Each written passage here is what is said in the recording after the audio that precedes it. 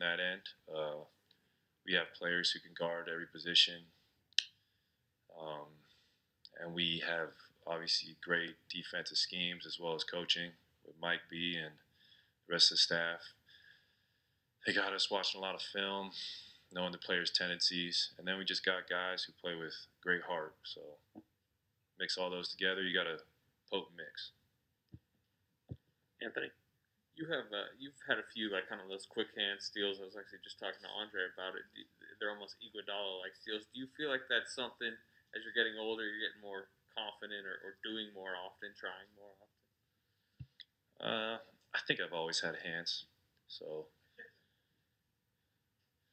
not to Andre's level, but I'll sneak a couple a game, and hopefully that will swing the momentum. Most of the times I do. Nice. Over here in the front. Next seat in.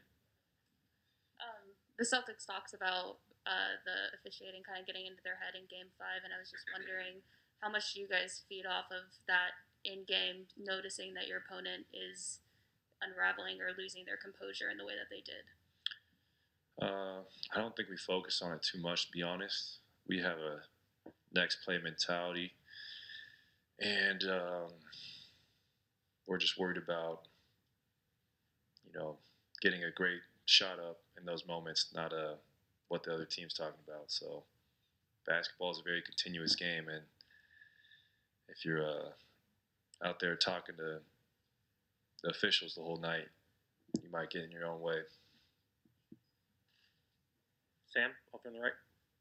Clay, Draymond on the other side was getting reflective and talking about your guys' journey. And within that, I was curious to get your perspective on Coach. You got the guy who took over from Mark Jackson, is getting his feet wet after being an analyst. You got the guy who, shepherded the championships, the KD years, and then the last couple where, waiting for you to come back, the 15 and 50 struggles. What kind of changes have you seen in Steve as a coach? I haven't seen many changes, to be honest. I think Steve's pretty much been the same since 2015. And, Steve's had such an incredible, unique career from player to coach, GM.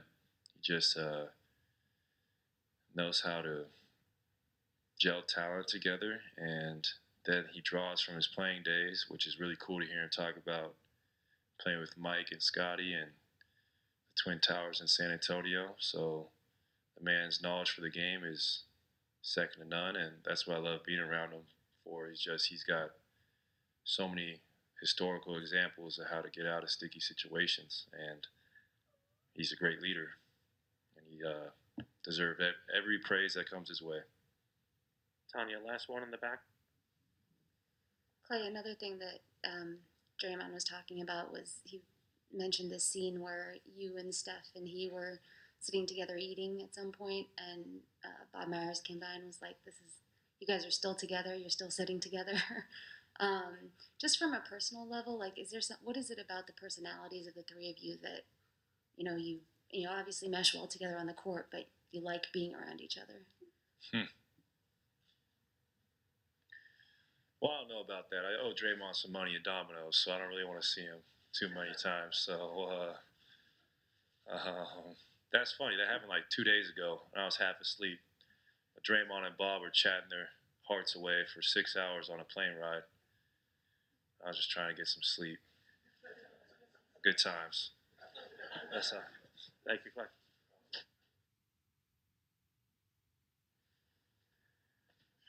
All right, we'll take the first question over here on the left side on 2 in the third row.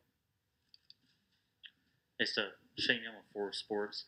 Just curious, when you're this deep into the playoff run, or playoff series, I should say, how important is it for that mid-range creation that Andrew Wiggins gives you? It's important what everybody gives us. I think there's adjustments from game to game that you either prepare for or you kind of meet head on in the middle of a game. And you need everybody's skill set to create space, to create flow, create good shots. And to your point, need, Wiggs to shine when he's attacking the basket or when he's, taking a one-on-one matchup, with space to be able to get a good look and keep the flow, and the momentum our way. So there's a reason he fits well with what we do and has a specific way of impacting the game for us on both ends of the floor, but obviously offensively as well. Anthony, on your right. Yeah, you were in the back of the room just listening to that last Clay answer. What was your perspective on that plane ride? It's, after whatever it has been, 10, 11 years, there's a lot of stories and a lot of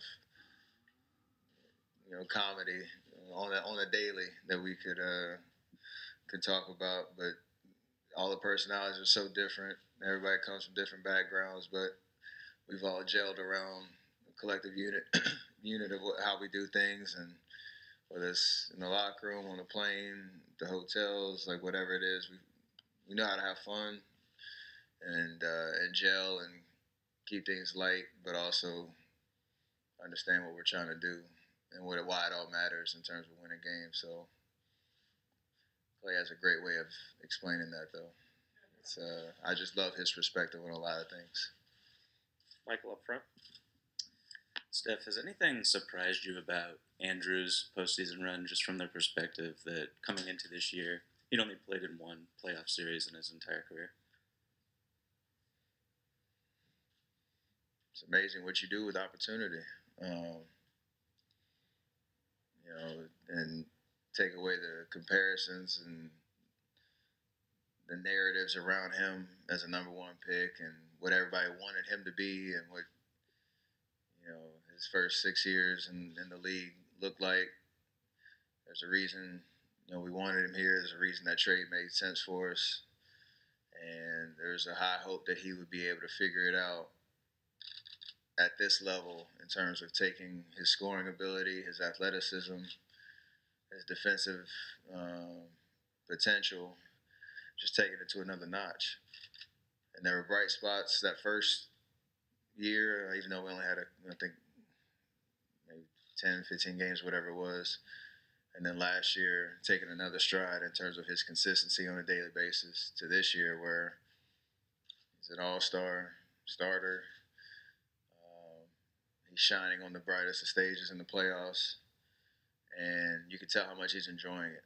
And it's just amazing to see things working out in his favor in terms of kind of dispelling all the narratives around him and who he is as a basketball player right in front of your eyes.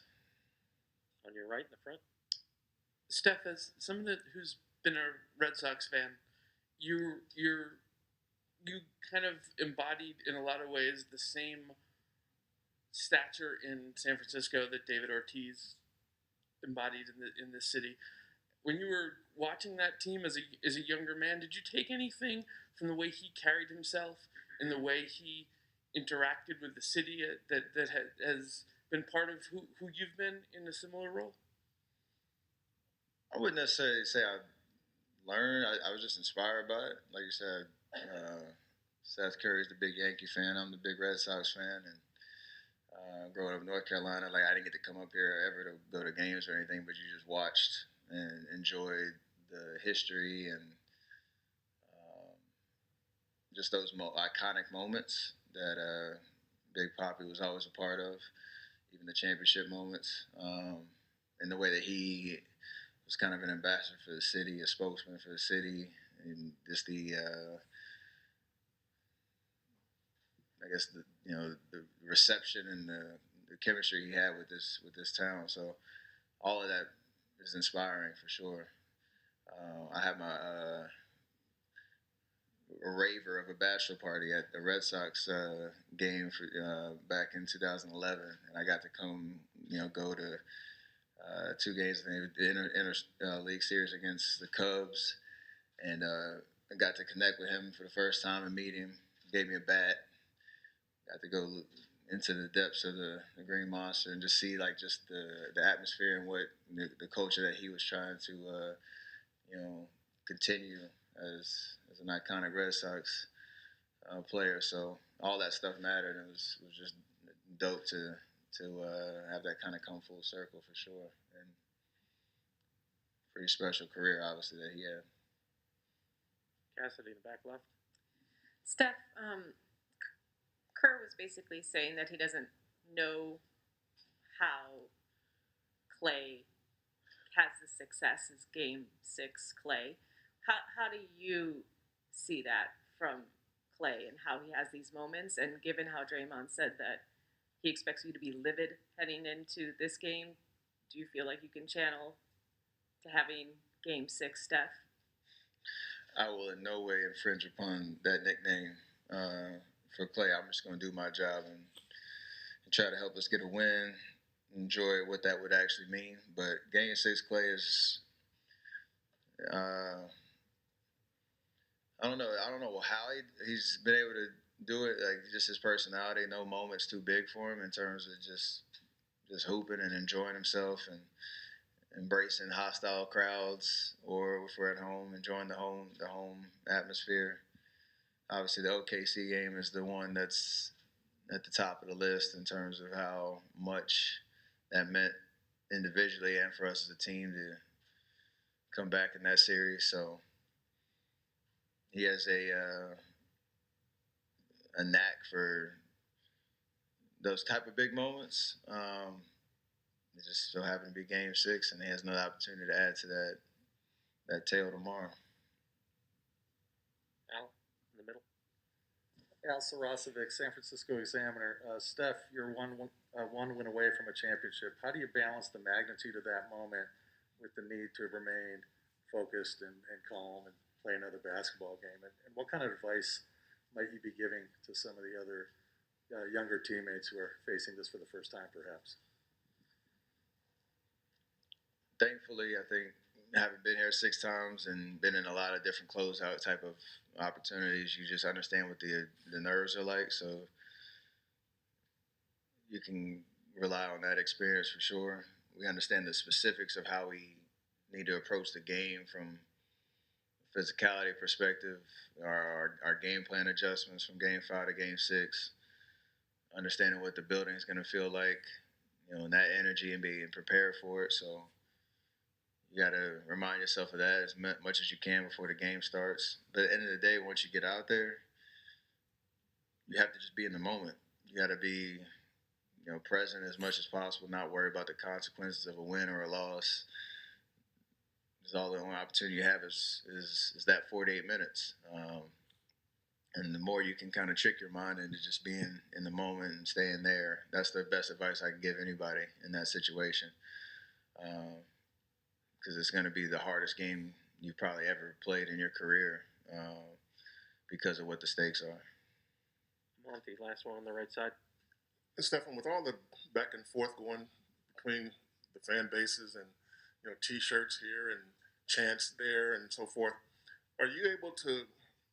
What do you make of it? Do you enjoy it? Do you feel it's amusing? How do you see all that chatter going back and forth?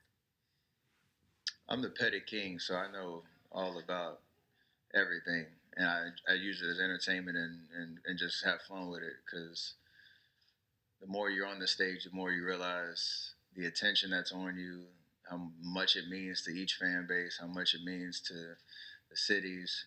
So you can't really be surprised by anything, because there's a lot at stake when it comes to winning championships. And I think maybe back in the day, the first 2 years, maybe kind of things catch you off guard just because it's so new, and you're wondering how all these narratives kind of come up, or all these distractions pop up here and there. But I think the more that you get into these environments, the more you use it as entertainment and fun, and embrace it, because honestly, you wouldn't want to have it any other way, knowing that you're on this stage and you're playing for something that really matters to a lot of people. Thank you, Steph. Great, man. Got some compromising information. Lloyd. Make him go on. I can kill anybody. Maybe not anybody. Question for Draymond. We'll start up here. Draymond, In 2015, how prepared did you feel for the fatigue that comes with a long regular season into a deep playoff run, or is that something you had to figure out over the years? I don't think it's really something that you think about. When you're in the midst of runs like this, you just kind of go with it, and you don't allow yourself to think about fatigue or feel fatigue. You kind of feel that after the series over, but when in the midst of this, you don't have time to think about that. It's enough to think about within a series. Brian on the left. Draymond, in the playoffs, it's very common, and I know you have to have your family around with you, especially in the playoff, especially on the road. What was it like to be able to share this with your son? He's older now and maybe can appreciate what's going on more. It's very important to not only share with my son, but my two daughters as well, my wife, my mom, my friends. You don't, after, if you would ask me this 3 years or 5 years ago, in the midst of a 5-year run, you think it's just normal and natural that you end up in this position. And then after the last 2 years, you just realize it's not guaranteed, and anything can happen in the blink of an eye that changes everything. And so you just understand that you don't have these opportunities often. And when you do, you have to enjoy them, embrace them, and share them with the people you love. This is the pinnacle of basketball. It doesn't get any bigger than the NBA Finals. And just to share these moments, with my family, with my children in particular, they're 7, 5, and 1. You want the pictures. You hope that when they are 15 that they remember this. But just to have these moments in the pinnacle of our careers, it's hard to really put it into words. It's such an incredible thing. Chris on the left. Draymond, in that same light, he actually took my question, but how fun has it been to grow up with Steph and Clay? And you guys look like babies then, and now where you're at, just the appreciation from them as well. It's funny. We were sitting on the plane yesterday, and Steph, Clay, and I, we sit at the same table. And Bob walked past, and he like, man, you guys are funny. Y'all still sit together. He's like, y'all don't understand. It's 10 years. Like, this does not happen. Like, guys still sitting together at the same table. He's like, guys not even on the same team for 10 years, let alone still sitting at the same table and enjoying each other's conversation and presence. I said that to say,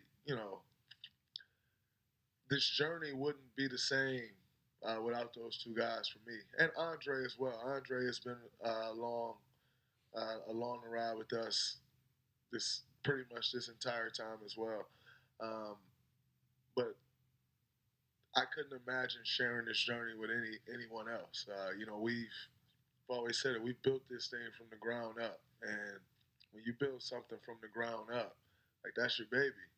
And I think for us, we all appreciate each other. We understand what each of us bring to the table, and our bond it stretches far past what we've accomplished on the basketball court. You're talking the bonds; those bonds will last forever. We're linked and connected together forever. So to know that we've been on this journey together now for 10 years is such a special thing, and the 10-year anniversary, if you will, to be in this position is great. Now, in saying that, still one win away. So as special as it is, there's a way to cap this all off, and it's coming in with the right focus and intensity level tomorrow, and being ready to try to close this thing out. Shayna in the back. Draymond, you've mentioned point of attack defense a lot this series. How important has that been in winning the turnover battle and locking in defensively? It's very important. I think with your point of when your defense is good at the point of attack, it allows your help defense to be there. There's no one person that can stop Jason Tatum. There's no one person that can stop Jaylen Brown. At times in this series, there has been no one person that can stop Marcus Smart. But if you put up force at the point of attack, then you allow your help to have the time to respond to wherever they need to be, or whatever it is they need to respond to, and get in the right position and help. And so I think that point of attack and just not giving up straight line drives is important because it allows it to be a team defense as opposed to their one guy beating our one guy and getting the shot that they want. Sam, back left. Dre, along the same lines of your reflections on Steph and Clay and Andre, I'm curious your perspective on Coach because you got the guy who took over from Mark Jackson, going from the analyst booth straight to the court. You get the guy who won the title with y'all in 2015, the KD years, and then 15 and 50, getting in the mud, trying to figure out a very different experience. How has he changed all the way through? He's continued to grow. I think the number one change I've seen in Steve is his trust in his coaching staff. I think that's continued to grow, and not that he didn't always trust his coaching staff, because he has, and there's always been an open door policy since the day he's walked in here. But on a day-to-day basis, you can just kind of see how he's delegated, and how he's, the way he uses Mike Brown, the way he uses Kenny Atkinson, the way he uses Jamin, the way he uses Decky, the way he uses CD and Jacob Rubin, and it's on down the line. And I think that is the growth, and understanding like, man, I am only as strong as this group that I have standing next to me. And the way that they've built that group out, I think has been absolutely amazing. I think it's been a huge part to our run. And I think one of my favorite things that Steve brings to the table is he is a guy that knows what he doesn't know. And that's one of the best traits you can possess in this world, is being smart enough to know what you don't know. And Steve is absolutely incredible at that. He leaned on those guys for their strengths, and I think that's huge. And then his confidence, his confidence in knowing like we'll figure this out, and we'll go make some adjustments, and we're going to put y'all in the best position that we can to be successful, and just never being rattled. There are times where we get a little rattled as a team, and he's just right there, a steady force, like, hey, man, just calm down, settle down. And it wasn't always like that. It wasn't always where you never, ever see him rattled. And it's just like now he's just in these moments, and that gives us so much confidence when you walk in a huddle, when you walk in a team meeting, when you walk on the bus, and he's just he's carrying himself with the confidence that he has. You feel invincible, and I think that's a huge thing in our growth. I think that's an area that Steve has really grown. Is he, you have coaches that gives players confidence, and you have coaches that don't. And I think he has really grown in that area to where he just gives guys confidence, and that's huge. David on the right.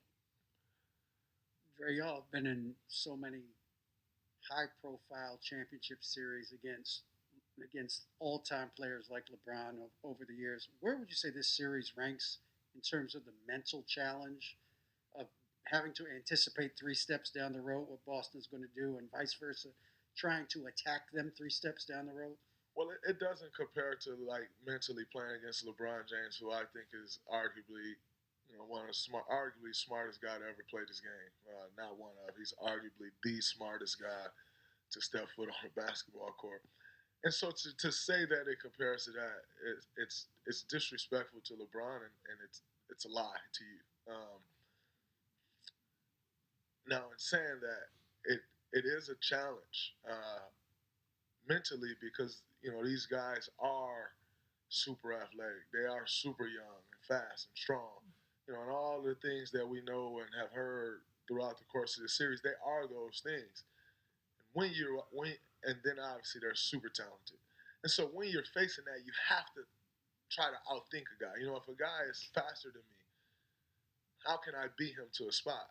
I have to anticipate and I have to think. I have to try to understand what he's trying to get to. And so I think that's been huge in this series from a mental standpoint, and just trying to understand and be a step ahead of them. But not as much of a chess match as it is when you're playing LeBron, who is dissecting every play in the computer of his, like in real time. Like that's just a skill that not many people possess. Not many people can come and sit here and find a random stretch from 7 minutes to 4 minutes in the second quarter and give you every play like to the T and not miss a beat. There's not many people that can do that. Now, in saying that, they do have a guy over there, Marcus Smart, who is extremely smart, who it's like a chess match going up against him. And, he is kind of the brain of that team. I think every team you kind of have that guy that's the brain of that team. And they have that in Marcus Smart, a guy who I have a tremendous amount of respect for his basketball IQ.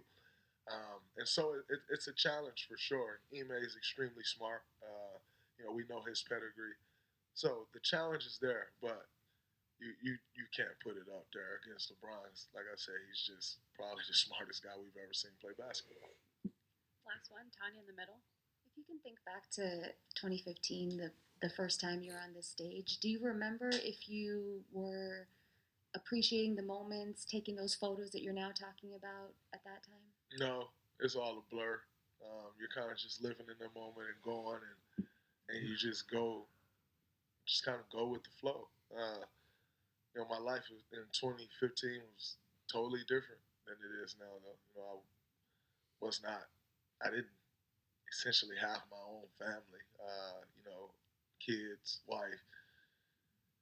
I was a kind of a boy still, growing, and so my life is just in a totally different spot than it is now. So even the things that you appreciate, the things that I appreciate today, I didn't necessarily appreciate those things then. I didn't.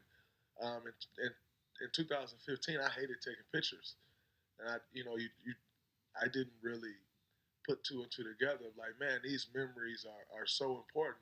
In 2015, I was like still getting tired of pictures. Like, oh man, it's always a camera here and it's a camera there, as opposed to embracing all of these things. And so I think it was a totally different space for me. I think it was a totally different space for all of us. But as you grow and you realize these things, they aren't promised, and you try not to take these things for granted, and understanding that you're probably closer to the end than you are the beginning. It's just a totally different. It's just a totally different appreciation that you have for these moments now as opposed to then. Thank you, Draymond. Got Jordan heading up here now.